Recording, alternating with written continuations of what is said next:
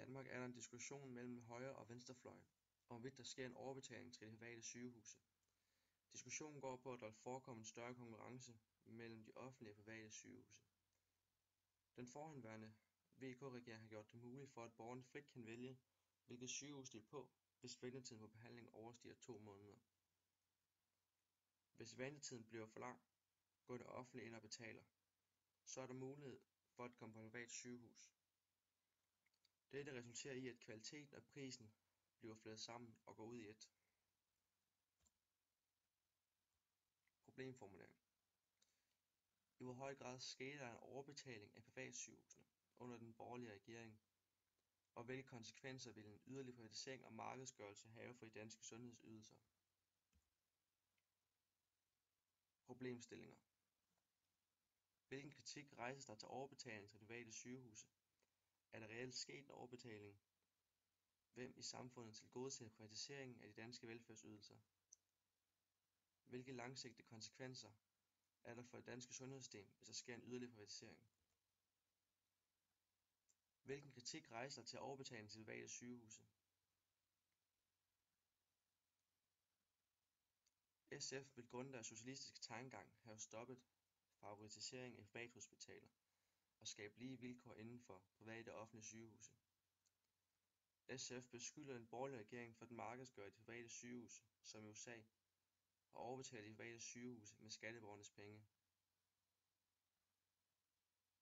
Løkke afviser blankt, at der skulle forekomme en eventuel overbetaling og forklarer, at de private sygehuse er til for at skabe et frit sygehusvalg, hvor man kan springe køen fra. Lars Løkke vil selvfølgelig, grundet han er liberal, skabe et frit valg inden for sundhedssektoren. Han går ind for, at man skal kunne have et frit valg, om man vil på et privat sygehus eller et offentligt sygehus. Er der reelt sket en overbetaling? I bilag 8 viser tallene i procent, hvor stor en fordel eller ulempe privathospitalerne har i konkurrencen med de offentlige sygehuse i forhold til omkostningerne. Tallene viser for eksempel, at en fordel ved privatsygehusene er, at de sparer 5-10%, da de ikke har nogen pligt til hverken forske eller uddanne elever eller læger hedder det. Privathospitaler får 25-32% for meget for deres arbejde. Hvis der er for lang ventetid på de offentlige hospitaler, så kan man grundet fritvalgsordningen blive behandlet på et privathospital på det offentliges regning. Det offentliges udgifter er steget markant de første 7 måneder i 2008 ifølge en opgørelse fra Danske Regioner. De er steget til behandling af patienter. Fra 2002 til 2008 er der givet en overpris på omkring 700 millioner for behandlinger i det private.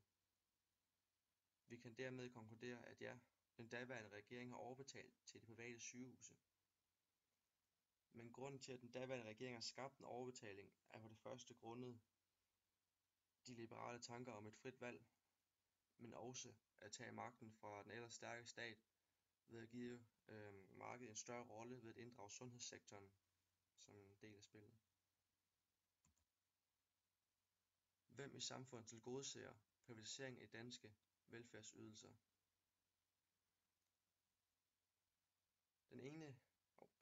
I bilag 6 er der opgivet 2 diagrammer. Den ene viser, hvilke erhvervsgrupper, der ligger på de offentlige sygehuse, og hvem der ligger på privathospitaler. Diagrammet viser, at 50% af andre lønmodtagere ligger på privathospital, betalt af deres sundhedsforsikring. Der er næstflest ledere, der ligger på privathospitaler. I år 2007 var der 39% for denne erhvervsgruppe. Diagrammet til venstre viser kort fortalt, at dem, der tjener mere, får ofte stillet en privat sundhedsforsikring til rådighed. Diagrammet giver svaret, hvem der i samfundet bliver tilgodeset af privatiseringen. Og privatiseringen tilgodeser dem, der får mest i løn, og det er altså ledere og den bedre del af lønmodtagerne. Men samtidig så efterlader den også pensionister og ledige. fordi de ikke får lige så mange penge og ikke er lige så højt sat. Og det viser tydeligt den kæmpe forskel, der allerede er kommet inden for behandling af patienter på privathospitaler.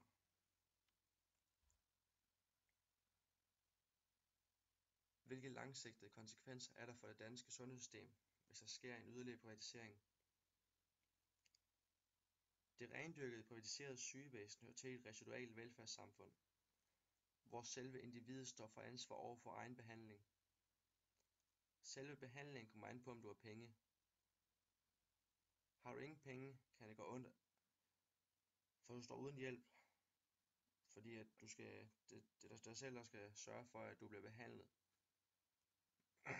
Hvor i det universelle velfærdssystem, der betaler alle til en fælleskasse, for at du kan få behandling. Og derfor bliver der skabt et socialt sikkerhedsnet over dig, eller under, der hedder det.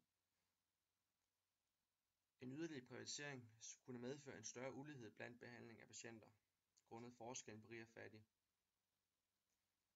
Men ud fra en kapitalistisk tankegang, så burde priserne falde og kvaliteten stige, grundet udbud og efterspørgsel. Det ville ikke være en ekstra byrde at få et privatiseret sygehus, fordi rygerne selv skulle betale for deres eventuelle lungekræft senere i livet. Og derfor vil det måske stoppe nogle af de selvforskyldte sygdomme. Konklusion. Ud fra vores arbejde omkring overbetaling til de private sygehuse, kan vi konkludere, at der sker en overbetaling til de private sygehus gennem de offentlige skatter. Overbetaling sker ved, at patienterne ud fra fritvalgsordningen selv kan vælge, om de er på privat eller et offentligt sygehus. Fritvalgsordningen er skabt for at sikre en hurtigere behandling. Hvis det ikke er en mulighed for at komme på et offentligt sygehus inden for de 2 måneders frist, konsekvenserne ved at en overbetaling til private sygehuse og en yderligere privatisering kan resultere i, at der bliver skabt et marked, som giver konkurrence mellem de private og offentlige sygehuse. Det vil resultere i, at den fattigere del af befolkningen vil for eksempel at købe medicin og få behandling. En yderligere privatisering vil kun tilgodese de få rige, som har råd til den dyre behandling.